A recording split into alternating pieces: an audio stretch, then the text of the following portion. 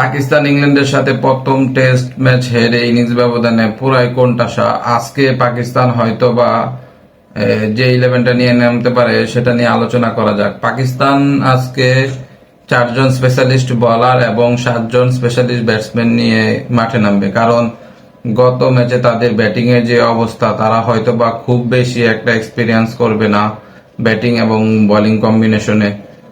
হয়তোবা আজকে ওপেন করবে ইমামুল হক এবং শান মাসুদ, এখানে আজান আউইস বাদ যাবে এবং তারপর 3 নম্বরে নামবে আব্দুল্লাহ শফিক। আব্দুল্লাহ শফিকের পরে নামবে বাবর আজম, তারপর হয়তোবা নামবে সাউথ শাকিল, সালমান আলী আগা এবং মোহাম্মদ রিজওয়ান।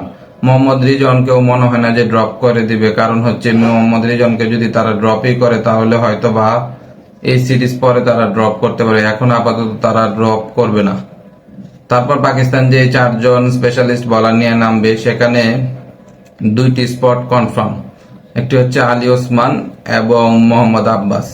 আলী ওসমান খেলবে, মোহাম্মদ আব্বাসও খেলবে, আরেকজন খেলতে পারে খুব বেশি সম্ভাবনা মোহাম্মদ আলী।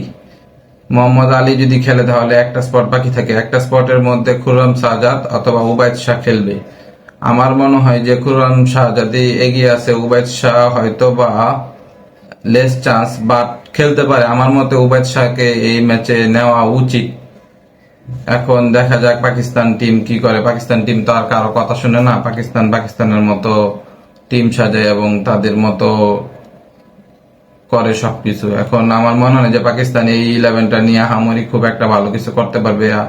পাকিস্তানের হয়তো বা এই টেস্টটাও যদি 3 দিন পর্যন্ত নিয়ে যেতে পারে তাহলেও সেটা পাকিস্তানের জন্য ভালো খেলা হবে। আমার মনে হয় না যে পাকিস্তান যদি ব্যাটিং এ আহামরি খুব একটা ভালো না করে তাহলে এই টেস্টটা হয়তো বা 2.5 থেকে 3 দিনে শেষ হয়ে যাবে এবং পাকিস্তানের বোলারদেরও স্টেপ আপ করতে হবে।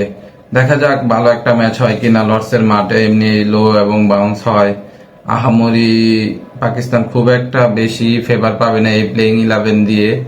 ইংল্যান্ডের ফেভারেবল কন্ডিশন, ইংল্যান্ড 4 জন পেসার নিয়ে নামতেছে আজকে, দেখা যাক কি হয়।